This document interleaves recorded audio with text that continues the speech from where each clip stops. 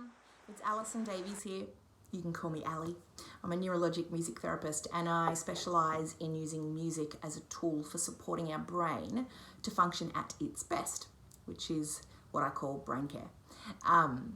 I'm making this video because I've been getting heaps of emails over the last couple of weeks about children experiencing anxiety from parents, teachers. Kids have just gone back to school, and actually for a lot of kids they haven't gone back to school, which is also part of the issue here. And a lot of families are in disarray. We are in a global pandemic. In case you're watching this in 5 years' time, that's where we are right now.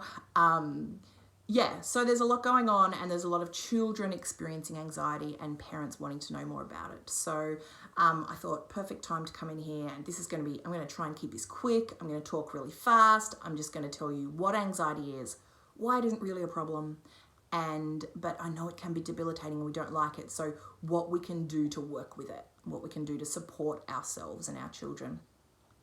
But before I start, I'd like to acknowledge the rightful owners of the land on which I was born, raised, and once again live and work, and that is Tomajini country.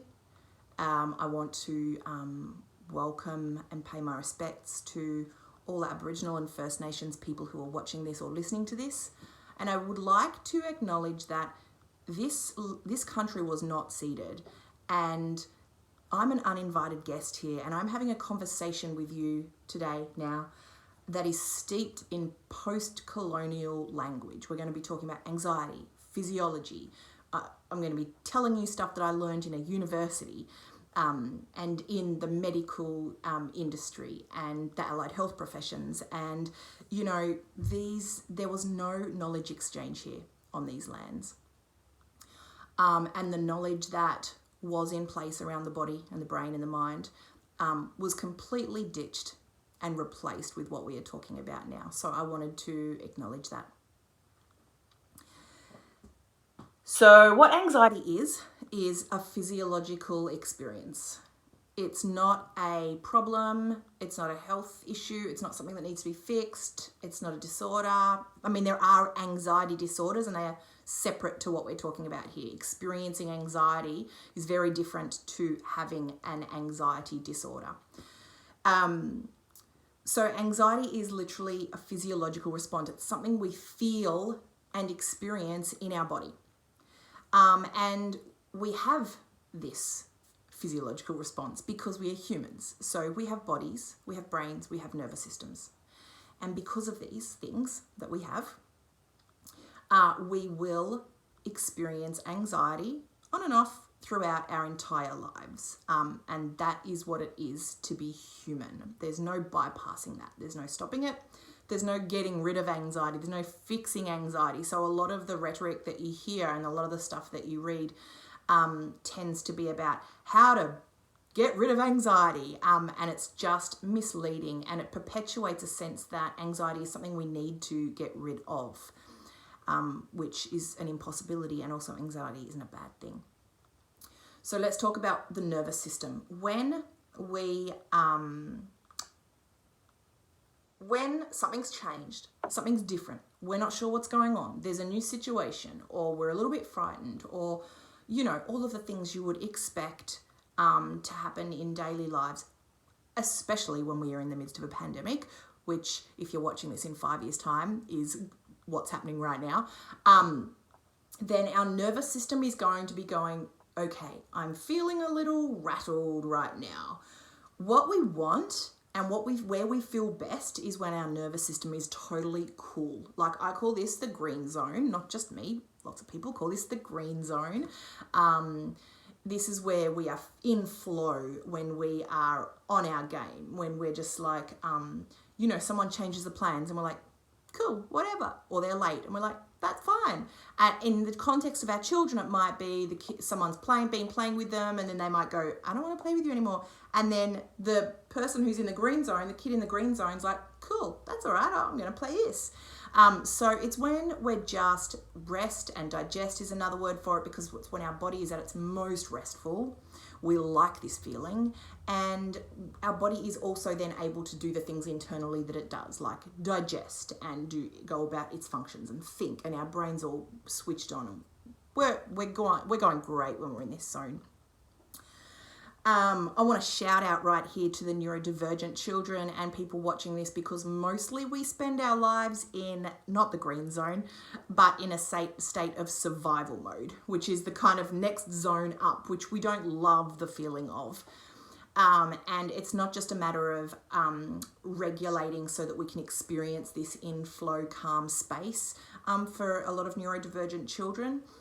It's often a matter of becoming comfortable with this survival mode state, and also working out what works for us so that we can experience as much rest and relaxation and flow as possible. But it's not to be an expected given that all of us can experience this beautiful flow, calm state.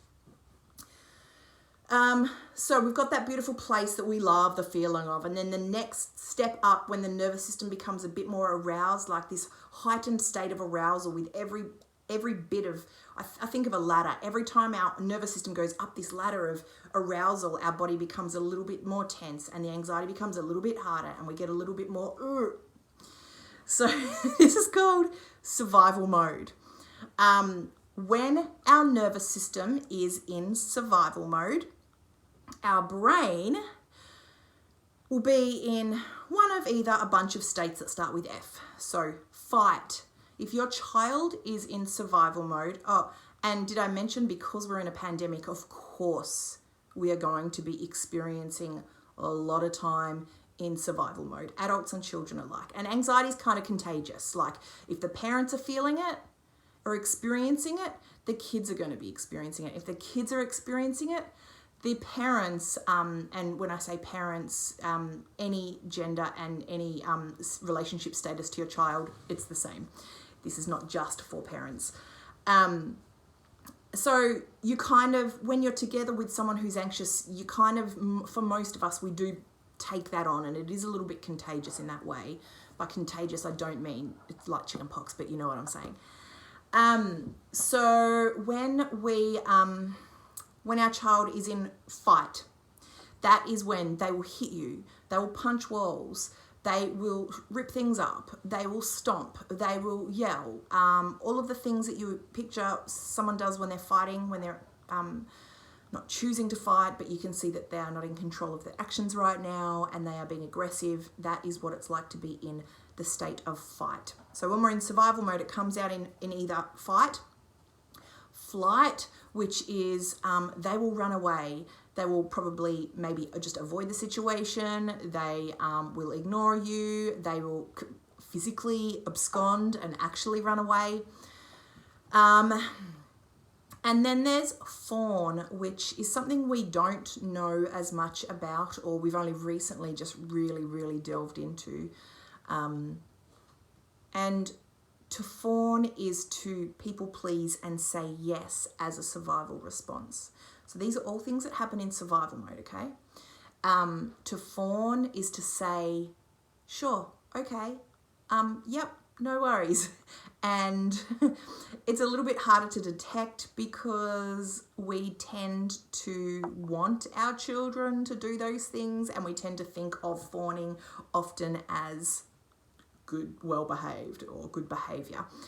We know now, and this is part of parenting now that wasn't mainstream in parenting ever before now in this Western world, and that is that we really do promote autonomy in our children. So we are teaching them boundaries, and we're teaching them to say no when they feel a no. And so we may be able to detect fawning more in amongst our children, but certainly, when I was a child, to say yes and to always be a people pleaser and to always do the right thing was just considered really good. And so it was very difficult to detect that as a sign of anxiety or survival mode. That's something you tend to work out for yourself as you become an adult or a teenager. I didn't want to do that, but I said yes anyway. And that's when you can start to understand your patterns of fawning if that is your survival mode response. So children are either like totally relaxed in the flow, in the green zone, or they're experiencing survival mode. And when we're in survival mode, we're either having fight, flight, fawn, or freeze. And freeze is one that we do not like the feeling of. This is shutdown. This is when we can't really respond. We can't really move. We can't often move we can't often do expressions or show emotions. So if someone says, oh, I had a really hard day today, like this went on and this was terrible, and then the person who's shut down might be like, I just can't make my face work. I can't respond in the way that I'm actually socially meant to respond right now. And sometimes we feel just dead on the inside, like we feel no feelings. And it's a very, very horrible, horrible place to be. And this is something that is a common experience for people who've experienced trauma. When I talk about trauma, I'm talking about big T's, and I'm also talking about little t's, which are absolutely valid. So a lifetime of not being seen, heard, validated, loved, have felt neglected, have felt manipulated or used. They are absolutely experiences that lead us to hold on to trauma in our body, and shut down or freeze is one of those things that we and our children are experiencing more and more. So that's the nervous system and the brain. And then in the body, when we're having anxiety, our body is like breathing fast, heart rate's going fast, shoulders like this, jaw is tight and we might grind our teeth, and muscles are sore and nauseous, and we can't remember things, and we can't think straight, and we're not learning at school, like we're not taking stuff in, and people are talking to us and we're like, I don't even know what they're talking about. So all of those things and more. We might shake, we might feel cold, we might feel numb. So we can't always see anxiety in our children. Our children might be experiencing this physiological experience that I've just described, but it might not be happening externally behavior-wise. They might not be punching holes in walls. They might not be running away. But if you look at them, their breathing may be shallow. They may not be sleeping right. They might not be getting to sleep, or they may not be able to stay asleep. They may be feeling cold. They may need more hugs. They may be temperamental. They may be a bit emotional. It's not always something that we see on the outside, but I really want to say here that because we are members of this new modern Western world where everything's busy, everything's rushed. Right now, a lot of people are being, locked in their homes without much autonomy over where they can go, how they can spend their time, how they can work, how they can parent, and a lot of stuff like that. So right now, just being part of this modern Western world that is sensory overloaded, rushed, expectations are too high, it's anxiety inducing anyway. But in the midst of a pandemic, yes, I would just like to say here that I think we should assume all our children will be experiencing anxiety on and off.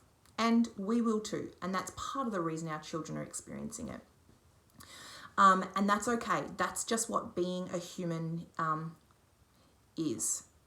Our brain has this thing in it called the amygdala. The amygdala detects this this change to the routine, this unknown, this like, what the hell's going on type feeling.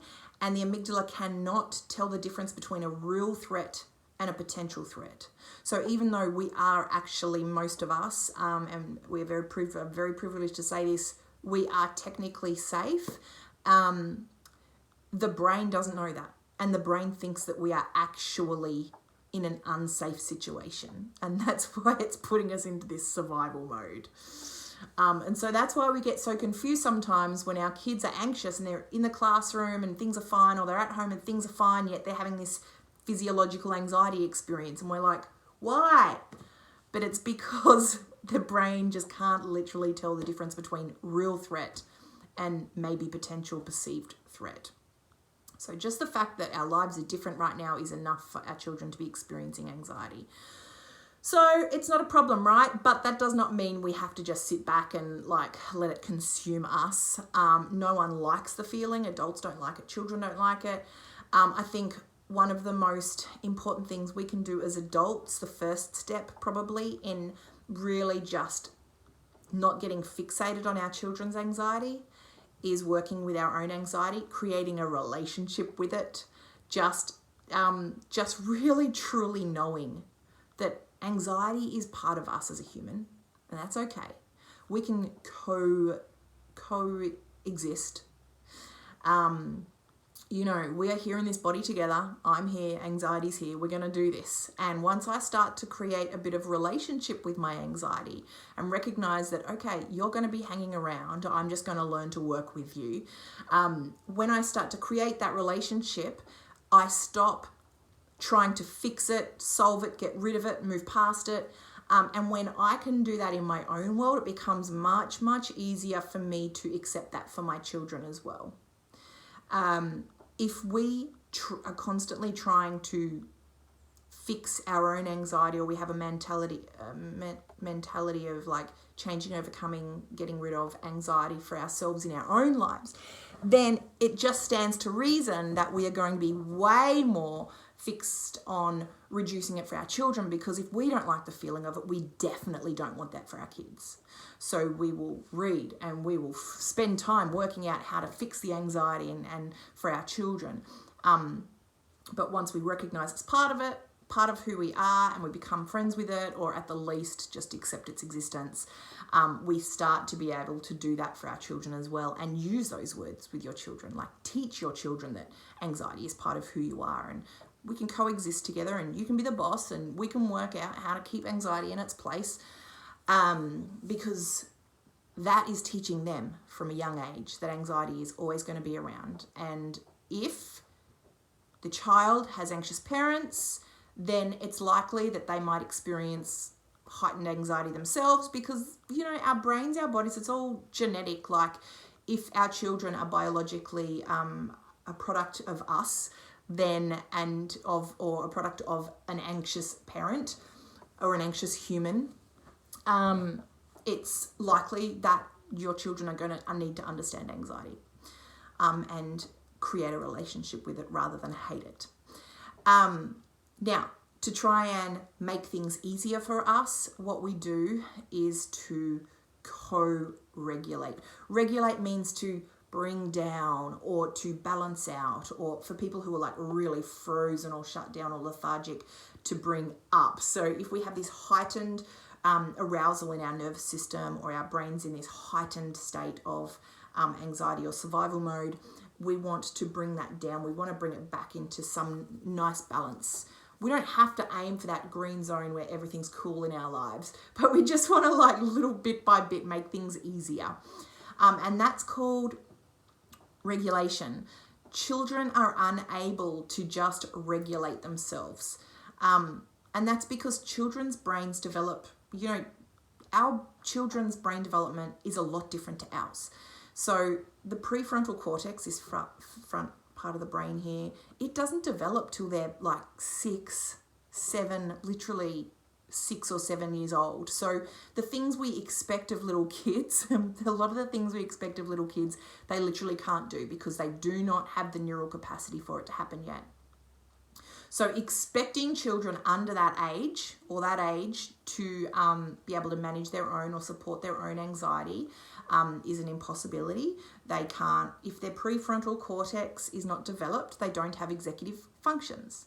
And executive functions are things like analysing, reasoning, making sense of, transitioning between tasks or ideas, inhibiting behaviours. So if your child is punching or hitting, or crying all the time, or running away, if they have an impulse to do those things, they literally do not have the neural capacity yet to inhibit that behaviour. So if they have an impulse to punch someone, they're going to punch someone, and it's not their fault.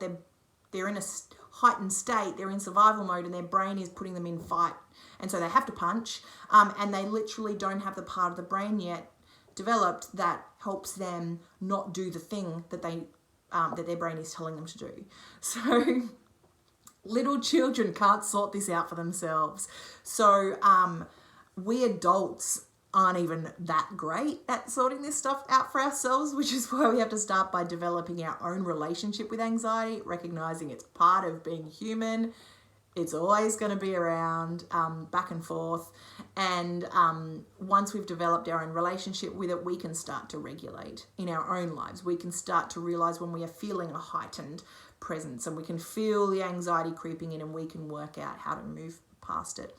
But children can't do that yet. So we co-regulate. We regulate with them. And we can do this over and over and over and over because every time we work with our children or our students to regulate, we are planting a little seed for them to know what regulation is and what it feels like and how it works. And then when they become old enough to be able to sort of like understand and support their own needs, which is self-regulation, they will remember all of those times that we as adults sat with them and did this thing that helped. And then that's them watering that little seed, and then all of a sudden they have this beautiful understanding of what it is to self-regulate. And that is perhaps the greatest tool that we could ever give our children. So here are some ways of doing it. Firstly, it's important to always validate whatever our child is feeling. If they are in survival mode and they're in a heightened state of arousal, then their brain, a lot of different parts of their brain aren't going to be accessible in the way they usually would be. So they might have trouble talking. They might have trouble thinking straight. They'll have trouble remembering what you've said.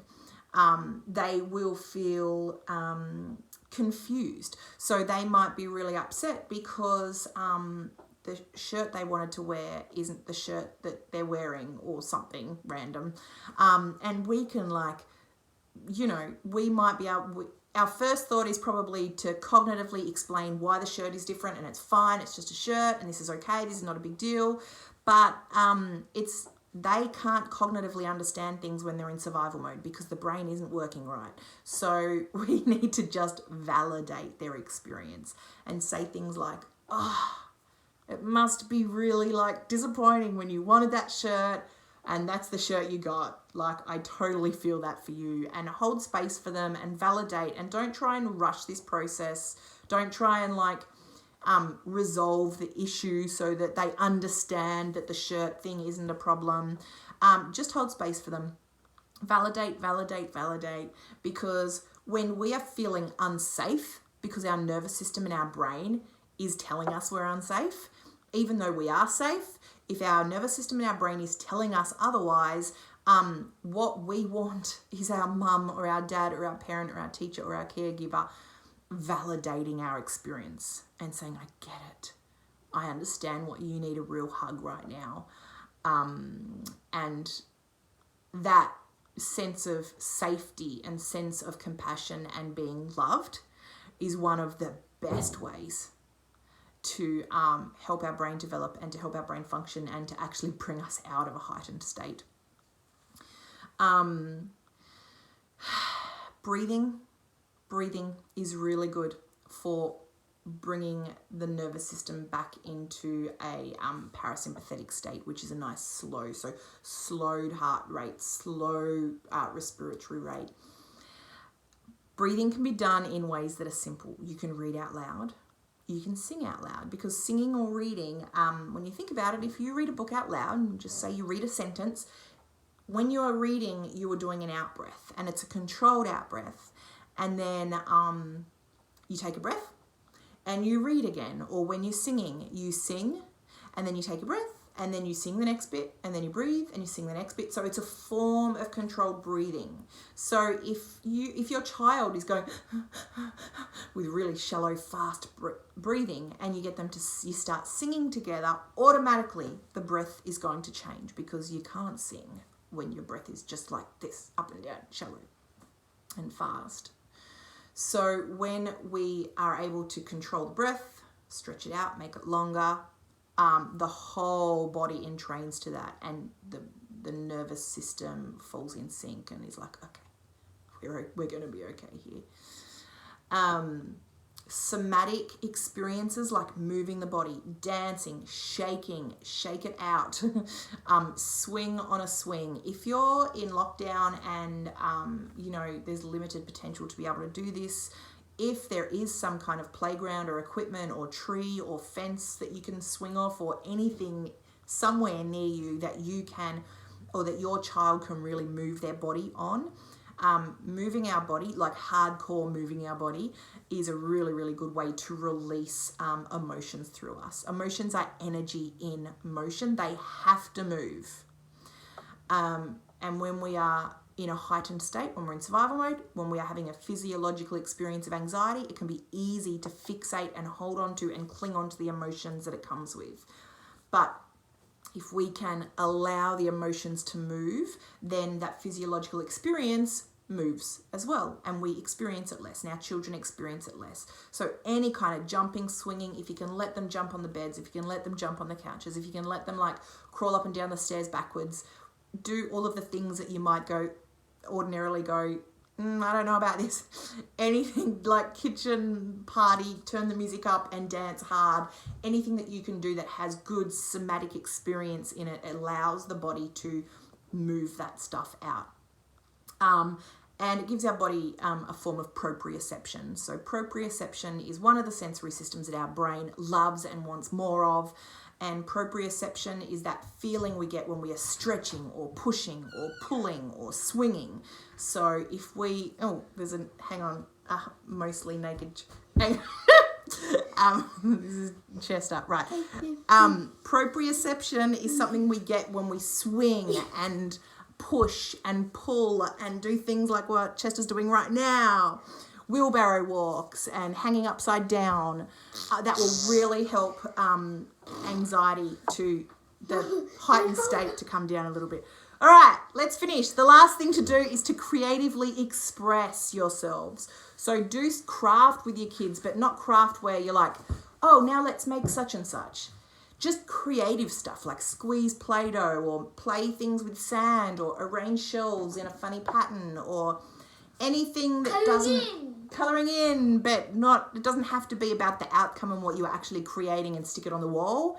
It's about the creative, expressive process, because when we express ourselves creatively, our brain comes out of that cognitive space that it is struggling with because of the anxiety, and allows us to start to really regulate. Because when we are really creating expressively in the most authentic sense of the word or the concept, we are in flow. We are in that green zone. We are just doing and making and being very present in the moment. And so when we do that with our children, that is a form of co-regulation. Oh my gosh, I've been talking for half an hour. So there we go. That's what anxiety is. That's why anxiety is okay. Anxiety will always be around, and it's important to teach our children that. And they are a few ways that we can co-regulate with our child to support them.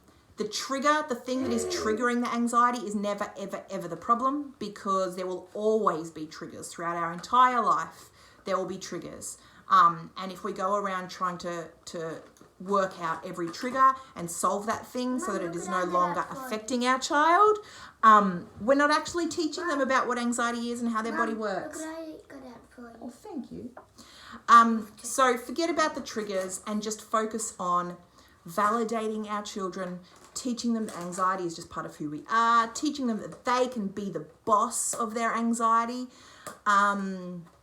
teach them to make friends with that beast from the beginning. When we develop a positive understanding of our own anxiety as part of the human condition, we will in turn lead our children to feel the exact same way. And on that note, we will say goodbye. And have a Merry Christmas.